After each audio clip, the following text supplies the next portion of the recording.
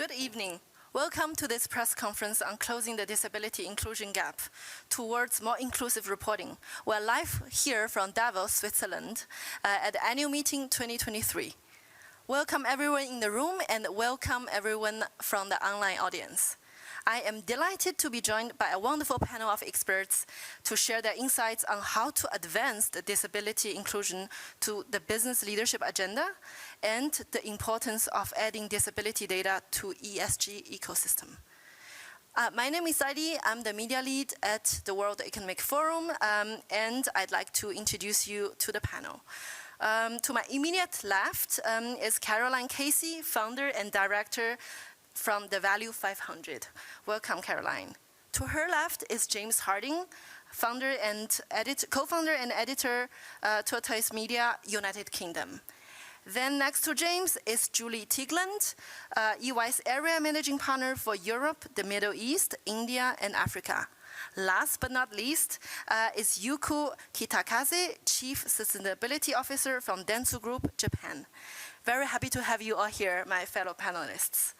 I read a recent article from the Time magazine. It pointed out that equality of gender, race, and sexuality have risen up the ranks of importance to become issues that are addressed in the boardrooms. However, disabilities are being neglected and disability matters are largely excluded from the boardroom discussions.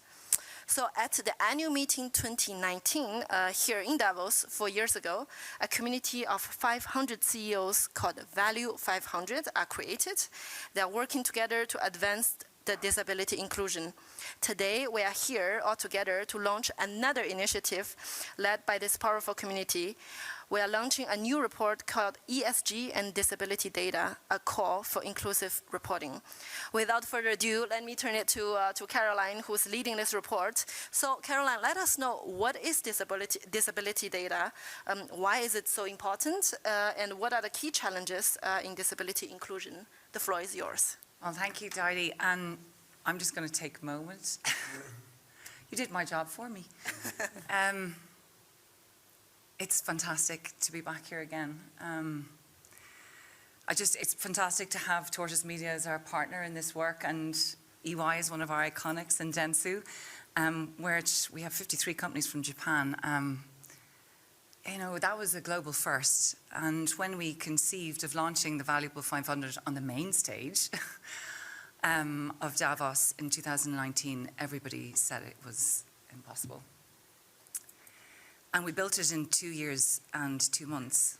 And now, just to give you some sense of that scale, we represent 22 million employees, 23 trillion market cap, 41 headquarter countries, and 64 sectors. And that's something extraordinary. And I'm very proud and very grateful. But you know, I have to say, I remember when we were launching this and people were sort of rolling their eyes to heaven and going, well, like, is it possible? And then when they do build it, really, what will they do? Well, we're back. Don't ever let an Irish woman away with anything like that. When you build something of that scale, and we are the second biggest global partnership of CEOs and businesses in the world after UN Global Compact. So when you build something that, what are you going to do with that? You know, I am so tired of these holding patterns of hope and excuses that we all make, so we have to have accountable action. And what makes the Valuable 500 so unique to anything that exists in the world is if we were to bring the collective power of the Valuable 500 and their brands and their CEOs and their employees and their supply chains to focused areas in barriers that are in the system that keep disability out, then we're going to talk about actionable change. And so what we are now doing with the Valuable 500 in the next 3 years, we are going to mobilize our 500 companies around 3 areas for impact. One is getting disabled talent into the C-suite of tomorrow. The next is increasing representation in external communications of our Valuable 500 companies by 25%. But today, we're here to launch the big one. It is shocking about the absence of disability data in business. Actually, it is shocking about the absence of disability data anywhere.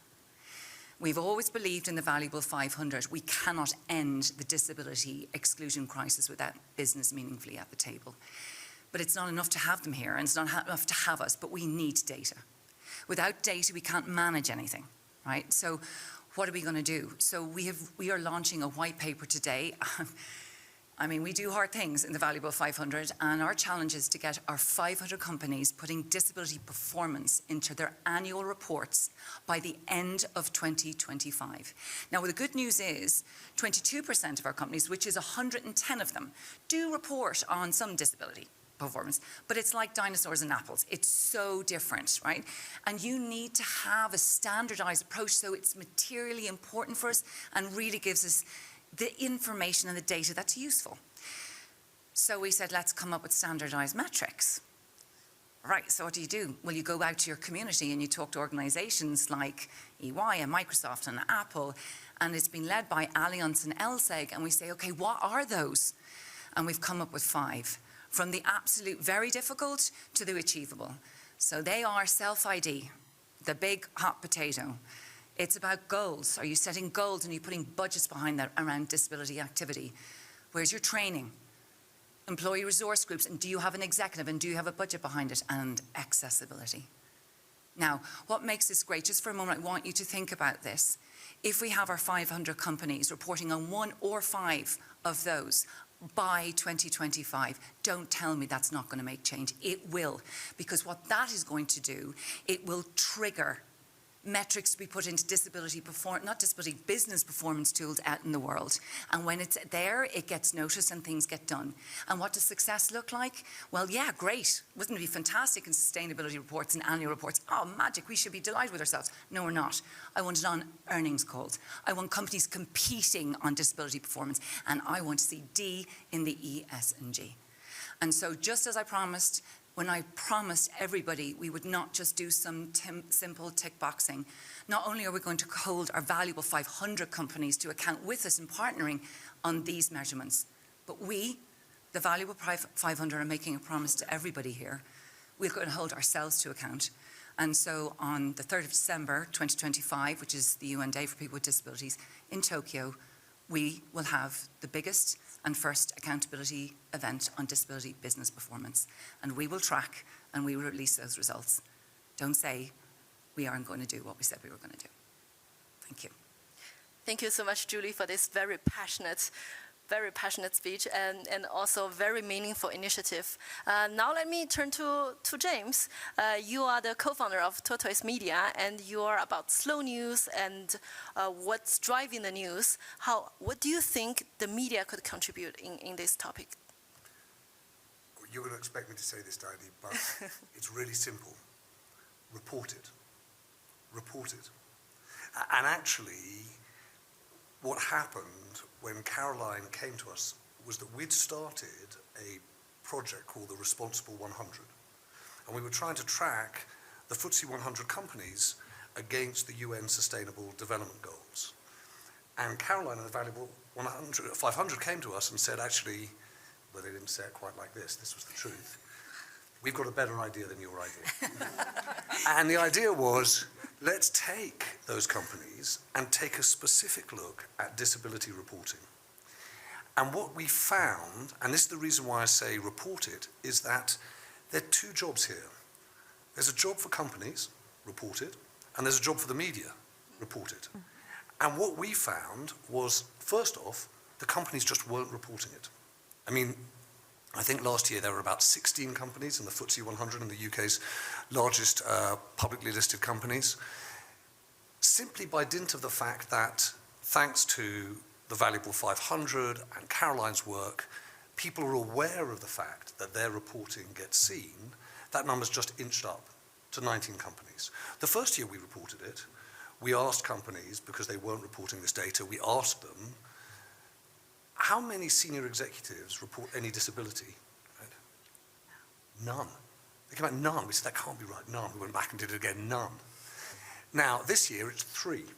Right? Now, what that tells you is that companies aren't reporting it.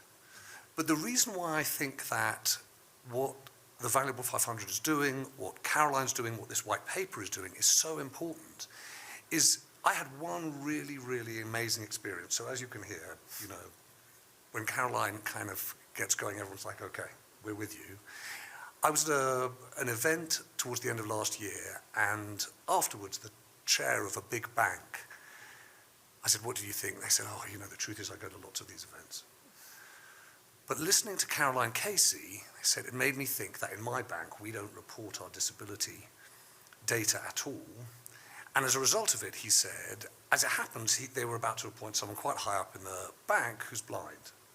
And for the first time, they were going to report it and make it public. And the impact, he said, that that would have within the bank on employees who have disabilities, but also, even more importantly, on people who would like to apply for work at the bank, was going to be transformational. And the reason why I think there is something here, something really simple, which is if companies report it, and the white paper sets out KPIs, which mean that everyone is essentially reporting the same things, we can then go and compare it, and then the media reports it, and we'll be able to watch now which media reports it and which don't, you'll just see, I think in the way in which Caroline describes, a very deliberate and actually quite quick change in expectations of the biggest businesses and with it business generally. So that's why I think that what the Valuable 500 has done in a relatively short period of time, 2 and a bit years, I was one of those people, Caroline, who looked at you and thought, well, that's a good thing to do. I wonder whether anything will happen. You know, 2 and a bit years is absolutely extraordinary. And look, we're just 2 and a bit years from Japan and from that moment in December where we'll actually be able to look and be able to see business performance on disability. And I think you'll just see a cultural change in companies. I think the most difficult probably would be from 0 to 1. You've already made that step, and now we're only looking forward to much more and much faster exponentially change. Now I'm turning to you, Julie. I know that EY has been quite proactive in this approach. Could you share with us what are the call to actions on your end? What can you share as insights from your company? Yeah, fantastic. So first, I just want to say to Carolyn and everybody involved, this is such an inspiration. I think if we don't move to measuring things, things don't happen. But measurement and just measuring and getting transparent and that call to action to actually voluntarily come forward makes a huge difference. Not just because you're measuring progress. On any journey, you don't know where you're going to unless you know where you've come from. But I also think, and Carolyn, you mentioned this, transparency creates a healthy competition, a healthy acceleration. And driving that helps us get better at what we are. But I also think transparency and the reporting on this creates a recognition that we see you and you belong.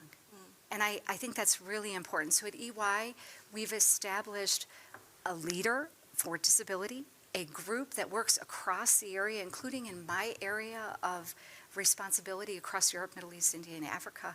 I have a fantastic gentleman, Hank Probitsky, that leads this globally, sitting at our global executive. We are making a call for people to come forward with volunteers, and we have discrete actions to making work at EY come to life for them, whether they're blind, whether they have a disability, no matter what that disability is. And let me be clear, a disability can happen to anyone at any time, and the majority are not visible. At EY, we've started a storytelling mission where we're asking people to share their stories to make them feel at home. And so if it's okay, I've shared mine globally within my EY community. I have a disability. I'm more than 50% deaf. And it makes it difficult for people, for me, sitting in meetings. I speak with a very loud voice. Some people find that amusing. It's because I am deaf. I sit in certain places in a room so that I can hear better. That's something, when I share my story, huge support. And that drives a feeling of belonging. Yeah, I have to say thank you. Because you know that EY did a piece of research before we launched the Valuable 500. And that said 7% of our C-suite have a disability, but 4 out of 5 of them were not talking about it. And I had my disability up until 20 years ago. You have no idea. When you start to speak about your experience, and we know it exists in the top right, we know that. Do you know that those choices that you make as a leader is about the culture you're creating, and that That to me is exciting. So I just want to say, you just keep proving my point, and thank you for doing that. Thank you. Thank you so much to you, Julie, and to Caroline for sharing your stories. This would change a lot by sharing stories. It's also a very difficult step to go forward as well. Now, Yuko, so in the context of Japan, how does it translate to disability inclusion? Yeah, the history of Dentsu is one of human potential. And Dentsu originally developed through the advertising business. And advertising businesses do not have products or factories like consumer goods manufacturers, and infrastructure companies. So there are only ideas, the result of creative spirit. And therefore, Dentsu's investments are investments in people, and Dentsu's growth is the growth of people.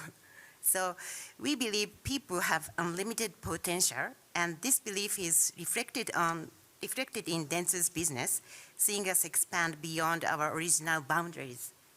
Starting with the advertising business, we proceeded to create our media business, sports and content business, and IT and consulting businesses. So our employment of people with disabilities is also built upon this fundamental belief. Since our competence is dependent upon the potential of people, our employment of people with disabilities is not just about hiring people with disabilities, but also about expanding their potential, in addition to that of all our employees. And in order to bring out the potential of people with disabilities in our business, we promote accessible offices and accessibility of information more than many other companies, and provide opportunities for many people with disabilities, including many para-athletes to play active roles in our advertising business. In this way, while utilizing the power of people with disabilities in our core business, we are also trying to create new opportunities for people with disabilities to play active roles with our own ideas. Take agriculture, for example. At first glance, there is no connection between advertising and agriculture, but based on our experience in employing people with disabilities, we have realized that there is a good compatibility between people with intellectual and mental disabilities, between mental disabilities and agriculture. So we are now employing people with disabilities in agriculture. We not only employ them, but also apply our knowledge of marketing and branding in our core business to add high value to the vegetables they grow. And we use our ideas to improve the quality of life, not only for the people with disabilities employed by our company, but also for people with disabilities throughout society as a whole. We are working with local governments to promote projects that employ people with disabilities and brand their products. We are also involved in career advancement education aimed at people with disabilities. So through such experiences, we have found that not only the people with disabilities we employ, but also the able-bodied people who work with them have grown as well. We will continue to expand the possibilities of our employees, and by extension, the possibilities of all humankind by expanding the potential of people with disabilities. So that's our challenge. That's very encouraging to see actually Value 500 companies are doing such efforts to help raising awareness of the issue and to actually bring the benefit to the expanded community. I'd like to maybe see if there's any questions in the audience. We have a couple of mics in the room. Please do let us know. If not, I do have a question, actually. We're well able to talk more. Okay, Caroline, I'm please. just on saying, the if you floor. listen to the stories both of EY and Dentsu, and if we can get those stories reported, and I think one of the things we have to remember, it's the power of stories that we're telling backed up by evidence, right? So that evidence and that data is going to drive the change. So at the moment, these are stories, right? And they're anecdotal stories, and they're great. But if we were able to gather together through reporting the 500 of them and to extrapolate the data, to see where we need to move next, to see what it is that you need. And you've got to remember, with the Valuable 500, it's organisations like this who are trying to help us to find the areas where there's commonality, right? So that we can actually push our efforts towards that, so that it stops just being anecdotal, but something that's very meaningful. And the one thing I just want to say, Caroline, is that one of the things I loved about what you've done, what the Valuable 500 has done, is that I think great campaigning, like journalism when it works, has the Spider-Man principle, which is, with great power comes great responsibility. Yeah. And I sit there and I listen to you, and then I think, look at EY, an organisation that employs hundreds of thousands of people, sets standards for thousands, tens of thousands of companies, and Dentsu, that reaches millions, tens of millions of people. The thing that the Valuable 500 has done, which is brilliant, is say we start with you. It's not just about you, but we start with you, and the capacity is to reach such an enormous number of people. And that's why I think that there is something brilliant here about its simplicity. If all of the companies in the Valuable 500 report, if all of the companies that work with companies like EY and Dentsu report, you'll see in a really short period of time something change. And their supply chains. And your supply chains. And I love the way, because that is the ripple effect. Look, we know there's, 163 million companies in the world. I know that 500 may not seem a lot, but remember, these are some of the most influential brands, and they're actually putting their neck on the line for this. But also what we are asking for is to ensure that this is not an add-on or a bolt-on to something else. We're asking for disability to be integrated and normalised and interwoven into your business, into your strategies, not stuck in DE&I. And I think that's what's important, saying, I love what you said, Yoku, about this is not just about disabilities, it's about everyone. So we rise the tide for us all. And we know that employees that are covering, it costs their productivity something like 30%. I think Harvard did something on that. So, when you're covering the productivity of the company, but it's also the pain of the person carrying it too. So that's, again, the story, the head and the heart. That's the statistic. And then you've got the human being that's there as well. Absolutely. And also this is a huge enough number of people that this is touching. I read in an article that I think about 50% of the world population actually do have 54% is touched by the 1.3 billion who currently have a disability. Julie's right, it's 80% is invisible, 80% is acquired between the ages of 18 and 64. But with a mother and a father of that 1.3, you're talking about 54% of our global economy. And just let me give you perspective, when we're all talking about constricted growth, that is 13 trillion, right? That is a differentiator for your clients or for your advertising. So this, I don't believe we should be having to make the case for this anymore, because I actually think this is a risk to business, particularly when Gen Z are coming along. But you've got to remember that that is a huge portion of the population, and what business who is interested in growth turns their back on that? Absolutely. I think we are closing to the time.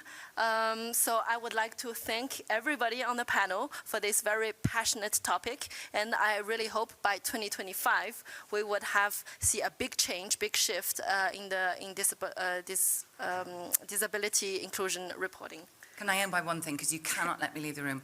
I want to come back to something that James says. The most exciting thing is when somebody reports on something dreadful, meaning a really low number. Just report. Yes. Just start. You've got, when you think about our Valuable 5 companies, they've got 3 years to do this. It's not the number, it's just the not reporting. So just start. And Caroline, by the way, Dinah, you're never going to get rid of us. Yeah. The other thing, the reason why I think that's so difficult is, when you listen to Julie, when you feel just the emotion in that moment that you spoke, Julie, I think you've got to be honest that, like, for a lot of companies, they're frightened.